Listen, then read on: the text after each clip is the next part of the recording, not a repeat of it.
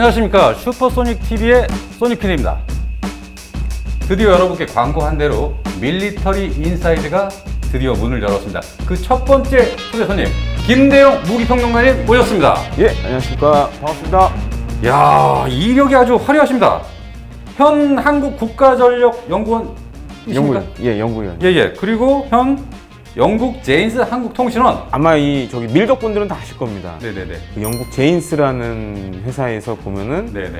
뭐 디펜스 위클리 그다음에 뭐 월간지도 나오고 그다음에 제일 유명한 게 제인 연감이 제일 유명하죠. 아, 네. 전 세계의 해군 배들이 다 들어있는 네네. 연감을 이제 하고 있는데 제가 이제 한국에서 특파원 역할을 지금 하고 있습니다. 그래서 이거 제인스 하면서 느낀 게 뭐냐면은 어떻게 보면 제가 그 기사를 이제 제인스에 송고하면서 느끼는 거지만 네. 제일 아시아에서 이 방위 산업이 활발한 나라가 네. 이 코로나19 상황 속에서도 유일하게 우리나라가 좀 선전하고 있습니다. 현 월간 디펜스 타임스 편집위원, 예. 전 방위사업청 반부패혁신 추진단 민간자문위원, 전 대한민국 해군 발전 자문위원까지. 와, 이것만 봐도 대단한데 지금 또 딴 것도 있습니까? 최근에 이제 주로 이제 군사평론가라는 타이틀을 가지고 이제 네네. 활동을 하고 있고요. 예예. 그다음에 뭐 포털 사이트에서 보시면 아시겠지만 이제 예. 김대영의 무기 인사이트. 아, 맞습니다. 뭐 다음이나 네이버에 항상 예. 게재를 하시는 것 같아요. 그다음에 이제 또 비즈 한국이라는 또 매체에도 네. 김대영의 밀덕이라는 이름으로 아, 이제 기고를 예. 하고 있고 주로 뭐 군사 무기 그다음에 방위 산업 이런 쪽으로 많이 야. 기고를 하고 있습니다. 저희 슈퍼소닉 TV에서 아주 그냥 대단한 분을 또 모셨습니다. 아 너무 이제 오자마자 너무 비행기를 태워주시는 것 같은데.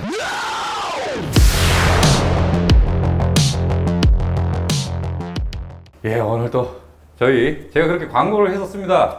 김대영 무기평론가님, 오늘 또 화끈한 또 주제를 들고 나오시죠. 요즘 가장 이제 핫한 밀리터리 뉴스가 예. 바로 이제 미국의 아프간 철수가 될 수 있겠는데 네네네.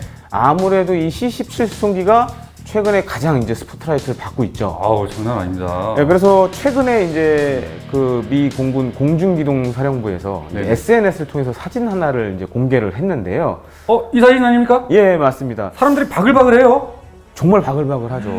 저는 사실 이제 예. 2003년도에 네. 영국의 이제 그 로열 인터내셔널 에어 타투라고 이제 에어쇼에 가서 예. 이 C-17 수송기를 실제로 이제 안까지 들어가 봤거든요. 아, 그렇습니까? 근데 처음에 이제 안에 들어갔을 때 네. 그 이제 저도 이제 책으로 많이 봤잖아요. 아, 그럼요. 17 수송기면 이게 좀 대형 수송기고 이런데. 근데 가서 막상 딱 들어가 보니까 네네. 뭐야? 이렇게 작어. 아, 그래요? 예. 그래서 저는 상당히 좀 그때는 좀 약간 실망을 했는데 네네. 사실 이번 이 사진을 보고 깜짝 놀랐던 게 뭐냐면 보통 이제 우리가 수송기를 네네. 뭐 아마 시청자분들 중에서 네네. 뭐 기회가 돼서 한 번씩 타본 분들도 계실 것 같아요. 뭐 몇 분은 예. 계실 수도 있겠죠. 저는 이제 우리 공군 C-130, CN-235 수송기 이제 실제로 타봤고, 뭐 취재 때문에 이제 네네네. 이동하면서 많이 타봤고, 그 다음에 네. 이제 대만 공군 C-130도 한번 타봤거든요. 아, 그래요? 왜냐면 대만 국방부에 이제 등록된 유일한 한국 기자거든요, 제가. 이야. 그래서 매번 이제 그 연습이 있을 때마다, 훈련 연습이 예. 있을 때마다 가서 직접 취재도 하고 그랬는데, 네네네. 근데 보통 이제 수송기들을 보시면 아시겠지만, 지금 사진에서 보다시피, 예. 이 가장 외측 부분에 네네. 좌석이 있습니다. 네네. 그쪽에 앉고, 네. 이제 가운데에도 좌석을 만들어서 거기도 이제 다 앉고 하거든요. 가운데도요? 근데 이번에는 이제 상황이 워낙 급박하다 보니까 음. 더 많은 사람을 태워야겠고 야. 하다 보니까 그런 좌석을 아예 다 없애버린 거죠. 그냥. 접어버리고 없애버린 거죠. 그러다 보니까 이제 사진에서 보시다시피 굉장히 많은 사람이 타고 있잖아요. 그래서 원래 C-17 수송기에는 뭐 자료마다 조금 차이가 있지만 네네. 미공군에서 밝힌 자료에 하면은 네. 이런 이제 무장한 병력들이 한 103명 정도가 탑승을 할 수가 있습니다. 근데 이제 그게 이 사진에 보는 것처럼 이 가장 끝쪽에 이제 좌석이 있고 네네네. 또 중간에도 좌석을 만들면 예. 103명이 탈 수가 있어요. 103명 혹은 다른 자료에 따르면 130명까지도 얘기가 나오는데 네네. 그러니까 뭐 군장을 뭐 단독 군장일 수도 있고 아니면 완전 군장일 수도 있고 그거에 따라서 이제 또 수송기의 부피가 늘어나잖아요. 네네네. 이번에 놀라운 게 뭐냐면은 이 안에 네. 800명 넘게 사람이 탔습니다. 와, 이거 사진만 봐도 엄청납니다, 지금. 예, 그래서 이제 미공군에서 밝힌 바에 따르면 네네. 640명의 아프간 성인하고 네. 183명의 그런 어린이들이 이 수송기에 탄 걸로 이렇게 확인이 됐습니다. 야, 거의 한 평균 한 8배 넘게 많이 탄 거죠. 원래 그러네요. 태워야 되는 인원에 비해서 8배 넘게 많이 탔는데 그만큼 사실 이게 그 지금 아프간 철수도 마찬가지, 철수도 네네네. 그렇지만 네. 과거 그 베트남에서도 이제 미국이 사이공에서 철수한 적 있지 않습니까? 네. 그때 사례 살펴봐도 네.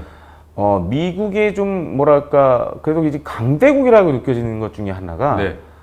당시 이제 미 정부나 미군에 협력했던 조력자들 네네. 어떻게 하면 이 사람들 한 명이라도 더 빼오려고 노력을 했다는 거죠.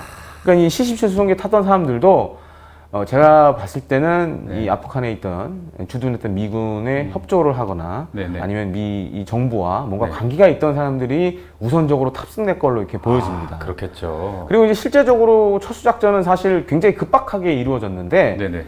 보통 근데 언론에서는 굉장히 급박하게 이루어졌다고 얘기를 하지만 네.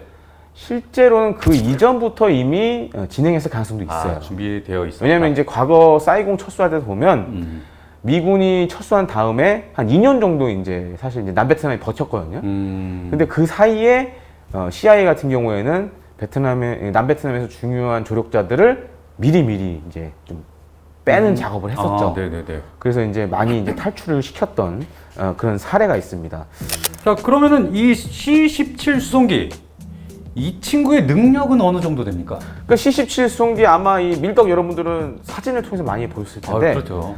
이 기본적으로 엔진, 터보팬 엔진, 강력한 터보팬 엔진 4기를 장착을 하고 있어요. 그리고 이제 최대 예. 77톤의 수송 능력을 자랑하는데 네네. 아마 이제 PD님이 사진으로도 보여주실 것 같은데 그렇죠. 이 사진에 보시면 아시겠지만 이 M1 에이브람스. 에이브람스 전차를 예. 실을 수 있는 몇 대나 실을 수 있습니까? 이제 생각 같아서 많이 실을 것 같이 보이지만 예. 달랑 한 대입니다. 한 대만. 왜냐하면 이제 이 M1 계열 전차들이 중량이 한 60톤이 넘어가기 때문에 그렇죠. 한 대 실으면은 예. 사실 뭐 덜 실을 수가 없어요. 그래서 그래서 이제 최대 이제 M1 에이브럼스 전차를 한 대 실을 수 있고 예. 그다음에 이제 스트라이커 차량 장갑차도 그렇죠. 아마 이제 이 보고 계신 밀덕분들은 이제 아실 거예요. 다 하시. 예, 우리나라에도 이제 뭐 훈련하러도 오기도 했는데 네네. 이런 차륜형 장갑차 3대를 또 실을 수가 있습니다. 그밖에 뭐 브래들리 장갑차도 뭐 네. 두 대 정도 이제 실을 수 있고 에이브람스에다가 같이는 못 실고요. 따로 그렇게 따로 에이브람스만 한 대 실을 수 네, 있고. 따로 실어야 돼요. 그렇군요.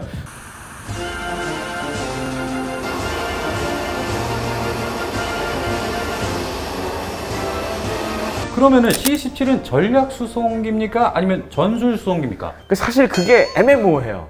그러니까 이 C-17 같은 경우에는 우리 공군의 표기를 따르자면 네네. 대형 수송기로 분류가 돼요. 수송기. 그러니까 이제 기본적으로 이제 대륙간 횡단을 하는 수송기들을 네. 보통 이제 전략 수송기라고 많이 이제 얘기를 하거든요. 근데 네. 물론 이제 얼마만큼 싣느냐도 중요하지만 네네. 기본적인 성능은 대륙간 비행이 가능해야 됩니다. 근데 지금 이제 C-17 같은 경우에는 대륙간 비행이 가능하죠. 네네. 그다음에 이제 전략 수송기 하면은 우리가 대표적으로 생각나는 게 바로 이제 C5 갤럭시 많이 생각하시는데 네네. 갤럭시 같은 경우에는 뭐 C-17보다 훨씬 많은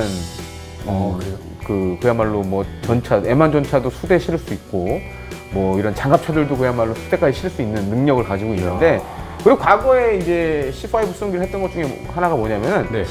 그 미니트맨 대륙간 탄도미사일 아시죠? 네네네네. 그거를 C5 수송기에서 네. 공중 발사 실험을 한 적도 있어요. 근데 물론 이제 채택은 안 했지만 C5 수송기에서 이제 뒤 화물 적재칸을 열고 네네네. 비행하면서 이 뒤에서. 미니트맨을 이제 밀어내가지고 네. 미니트맨이 공중에서 점화가 돼서 이제 날아가는 그런 것까지 했을 정도로 C5는 굉장히 크게 크고요. 예. 저는 실제로 이제 C5가 오래돼서 그걸 업그레이드를 이제 몇 년 전에 이제 시작을 했거든요. 네네네. 그래서 네. 이게 C5M 슈퍼 갤럭시라고 하는데 네네. 그 공장도 제가 실제로 가본 적이 있어요. 공장은 또 어떻게 가셨습니까? 그때 이제 뭐 이제 초청을 받아가지고 예. 가서 봤는데 예. 저도 사실 이제 전 세계 웬만한 전투기들은 사실 다 봤거든요. 다 보셨어요? 그러니까 스텔스 전투기만 꼽자면 네. 러시아의 SU-57 빼고는 다 봤어요. 그러니까 중국이 만든 젠20도 봤고, 그다음에 뭐 젠31, FC31이라고 하지만 그것도 보고, 그다음에 F35는 실제 공장으로 갔다 왔고, F22는 뭐 한국에서 보고 미국에서 보고, 뭐 그래서 정도 다 봤는데.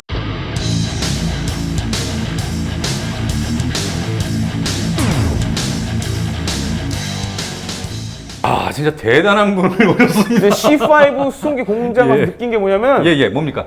이 747보다 더 커요, 이 비행기는. 훨씬 큽니까? 예, 그리고 전문 용어로 하면 리퍼블리시라고 하는데 음. 이게 재생을 합니다. 항공기를. 이제 재생이라는 게 뭐냐면은 네.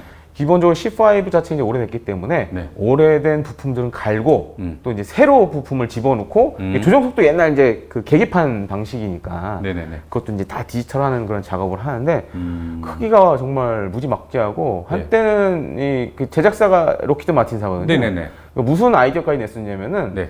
뭐 페덱스 이런 데 아시죠? 아, 그럼요. 그러니까 굉장히 항공 화물 많이 하는데 아, 톰 행크스가 그거 타다 떨어져가지고. 그래서 이제 C5가 실제로 이제 미국 가보면은 예. 사막에 보관되어 있는 게 굉장히 많아요. 퇴역이 돼가지고. 아, 그래요. 그래서 이제 로키드 마틴사가 생각했던 게 뭐냐면은 이걸 다시 재생을 해서 그런 페덱스 같은 데 파는 그런 것도 한번 연구를 했었죠. 근데 실제로 되진 않았지만 그랬고, 반면에 이제 우리가 흔히 많이 하시는 C130은 네네. 보통 이제 전술 수송기로 분류가 됩니다. 일종의 이제 작전 구역 혹은 전구 내에서 그 물자나 사람을 이동시키는 역할을 많이 하는데 네네. 그러다 보니까는 야전에도 이렇게 막 착륙할 수 있고 그러니까 네. 비교적 짧은 활주로에서 내릴 수 있는 그런 장점들을 가지고 있는데 네네. 근데 나라마다 좀 차이가 있죠. 이제 우리나라 입장에서 C130은 전략 수송기에 가깝죠 거의. 해외 파병할 때도 많이 쓰고 하니까. 근데 우리 공고 같은 경우는 이제 추가적으로 수송기 사업을 그때 이제 좀 해야 될 필요성이 있어서 야 130보다 좀 더 크게 있어야 된다. 그래서 일종의 대형 수송기라는 걸 만들었어요. 근데 사실 미국에서는 C-17이 전략 수송기에 들어가지만 네. 우리나라에서는 약간 좀 전략 수송기라고 하긴 뭐하니까 네. 전술 수송기보다 조금 더 좋아야 되니까 대형 수송기라는 좀 약간 이름을 만들었어요. 그래서 우리 군 분류로 하면은 네. C-17은 이제 대형 수송기로 들어가고 대형 수송기. 미국 쪽으로 하면 이 C-17은 전략 수송기로 이제 들어갈 수도 있습니다. 예, 좋습니다. 그러면 C-17 수송기는 얘는 어떻게 만들어진 겁니까? 그 사실 이 탄생과 관련돼서 좀 복잡한 스토리가 있습니다. 아, 또 복잡해요. 예, 사실 뭐 어떤 무기 체계든 간에 이제 만들어질 때 보면은 상당히 좀 우여곡절이 있죠. 근데 이제 C-17 같은 경우에는 애초에 이제 시작했던 사업이 뭐냐면 1970년대에 미공군이 네. 이 C-130 수송기를 교체를 하려고 우리 새로운 수송기 필요해 그러면서 AMST 즉 이제 선진 중형 단거리 이착륙 수송기라는 사업을 시작을 합니다. 그래서 이제 당시에 미국 보잉사하고 네네. 그다음에 이제 지금은 이제 보잉이랑 합병이 됐지만 맥도널드 더글라스사가 시제기를 만들어요. 예. 그게 YC-14하고 YC-15인데 예. 아마 이제 사진을 PD님이 또 올려주실 것 같은데 네네네, 맞습니다. 보잉 YC-14 같은 경우에는 지금의 C-17하고 좀 모양이 좀 다르죠. 아, 완전히 다른데요? 예. 근데 좀 특이하게 볼만한 게 엔진이 날개 좀 위쪽으로 가 위쪽에 있잖아요. 있네요. 그러니까 이것도 일종에 보면 단거리 이착륙 성능을 향상시키기 위해서 네. 일부러 이렇게 좀 설계를 한 겁니다. 그래서 이제 뭐 예를 들어서 뭐 역추진이나 이런 걸 했을 때 좀 더 효율적이고 그다음에 이륙을 했을 때도 양력을 좀 더 많이 받게끔 이제 만든 그런 설계가 될 수 있겠고 네. 반면에 이제 이 맥도널드 더글라스의 이 YC-15를 보시면 네. 야 이거 좀 뭐랑 많이 닮았는데? 라는 생각이 드실 거예요 아마. 예. 이게 바로 이제 C-17의 원형이 되는 YC-15라고 할 수 있겠는데 이 YC-15의 몸집을 키워서 만든 게 바로 지금의 C-17입니다. 아, 확실히 몸집을 키운 게 비교가 됩니다. 이건 좀 작아 보여요. 이거 이제 시제기 사진인데 네네. 이거 봤을 때는 야 좀 되게 작아 보이네. 그러니까 왜냐하면은 그때 이제 이 AMST를 했을 때 미공군의 요구 조건이 네. 지금 C-17하고는 좀 달랐어요. 그러니까 이 뭐 탑재 중량이라든가 이런 게 좀 작았기 때문에 크게 만들 필요가 없었죠. C-130 대체하는데 그리고 전략 수송까지 할 필요도 없었고. 그러니까 이제 요걸 했는데 문제는 만들어 놓고 이제 시제기를 테스트를 해보니까 네. 항력 발생이 많이 생긴 거예요. 그러니까 이 공기 저항이나 이런 게 많이 생기다 많이 보니까 생겨서. 이것도 수정하려면 돈 들어가잖아요. 다 돈이죠, 뭐. 네, 그러니까 다 돈 들어가니까 네. 이제 미공군이 이거 또 해야 되나? 막 이런 거예요. 또 상황이. 그럼 취소가 됩니까? 그렇죠. 이제 취소가 됐죠. 그리고 이제 또 C-130이 워낙 또 쌩쌩하고 또 지금 이게 생산이 계속 되고 있으니까 그냥 이거 쓰지 뭐 이렇게 된 거예요. 또 그렇게 됐어요? 내가 봤을 때는 이제 당시에 이제 아무래도 로키 마틴이 작업을 했겠죠. 야 이거 하면 더 많이 들어가. 지금 있는 거 쓰는 게 좋아. 지금 많이 쓰잖아. 운용 리뷰도 싸고. 그치. 이거 해. 여러 쓸 가능성도 있죠. 네, 그런 가능성도 있는데. 가능성이 있었다는 겁니까? 제가 볼 때 그러지 않았나 싶기도 하고. 그리고 이제 미국 같은 경우에 우리나라에서는 사실 로비가 굉장히 불법이잖아요. 그렇죠. 불법이죠. 네, 근데 미국은 합법이에요, 로비가. 그러니까 의회에서 근데 우리는 이제 로비하면 맞아, 뭔가 미국은 뭔가 우리나라는 뭔가 로비하면 이렇게 찔러주고 뭐 이런 그렇죠, 생각하잖아요. 그렇죠. 근데 미국은 사실 로비를 해도 그렇게 할 수가 없어요. 법적으로 다 이게 제약이 있기 때문에 그걸 안 지키면 또 잡혀갑니다. 그래서 아마 당시에 이제 당시는 이제 로키드 마틴이 아니고 로키드사였는데 네네. 로키사가 의회에 아무래도 이제 로비를 했겠죠. 왜냐면 이제 의회에서 예산이 통과돼야 이제 수송기 사업이 이제 새로운 수송기 사업이 될 수 있으니까. 그렇죠. 근데 뭐 의회 상대로 이제 1030 좋고 또 우리 이 공장이 있는 마리에타, 이 아틀란타 지역 경제를 좀 생각해줘. 문 닫으면 또 힘들어. 네. 여러 사람 힘들어. 그러니까 미국은 그게 굉장히 중요하거든요. 지역 경제 중요하죠. 네, 의회 지도자들이나 이런 사람들이 그런 거 굉장히 신경 쓰고 이제 과거에 왜 우리 TOC-V가 TX 사업에 도전했었잖아요. 네네. 그때도 사실 이 로키드 마틴사가 공장, 그러니까 TOC-V를 향후 생산할 공장 선정할 때도 그런 걸 굉장히 많이 고려했습니다. 그래서 하여튼 일단 뭐 그렇게 돼서 이 AMST 사업은 중단이 되게 되고 그럼 다시 부활하게 됩니까? 그래서 이제 또 80년대로 넘어가게 돼요. 70년대에서 80년대 넘어가게 또 이게 또 네. 예. 조금 세월이 지나서. 예. 근데 이제 당시 이제 미국 공군이 C-141 스타리프트라는 네네. 수송기를 운용을 했었어요. 그게 이제 그것도 일종의 이제 전략 수송기라고 할 수 있겠는데 이것도 이제 네. 로키드사가 만든 거였는데 그러고 보면 로키드가 과거에는 전술 전략을 다 해먹은 거죠 이제. 다 해본 건데. C5가 수송기 미군의 수송기를 거의 다 했던 그런 시절이 있었는데 근데 이게 오래된 거예요 스타리프터가. 1965년부터 미공군에서 사용이 됐으니까 80년대 되니까 네. 거의 이제 30년이 넘어가기 시작하는 거죠. 노후가 많이. 근데 이제 보통 우리가 무기 체계 수명 주기를 30년으로 보거든요. 네네. 30년 되면 이제 교체를 해줘야 된다. 네네. 그래서 이제 미공군도 이제 상황이 굉장히 다급해졌고 그러면서 기존 사업에 있던 것보다 좀 더 큰 수송기, 이제 CX 수송기 사업을 시작을 합니다. CX. 예, 그러니까 뭐 이제 C가 이제 카고를 뜻하는 의미인데 네. 그래서 또 다시 이제 사업을 하기 시작하죠. 그래서 이제 보잉에도 이제 야 제안서 가져와봐. 어떻게 할 거야? 이제 다 받죠.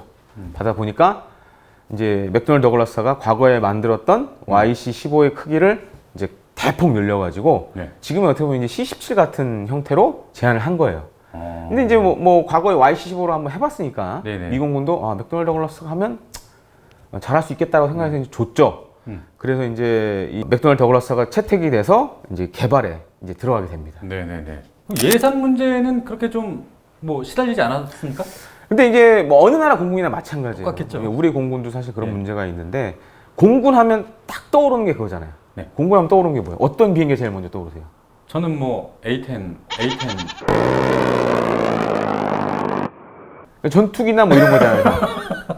그렇잖아요. 그렇죠. 전투기죠. 다 똑같아요. 미공군도 똑같아요. 네. 전투기밖에 없죠. 그러니까 가장 우선순위, 전력을 획득하는 데 있어서 우선순위가 전투기죠. 그렇습니다. 그러니까 그렇게 되다 보니까 어떻게 보면 이제 지원기라고 할 수 있는 수송기는 예산이 좀 줄어들거나 좀 밀릴 수밖에 없는 거죠. 그러니까 여러 가지 사업들이 있다 보면.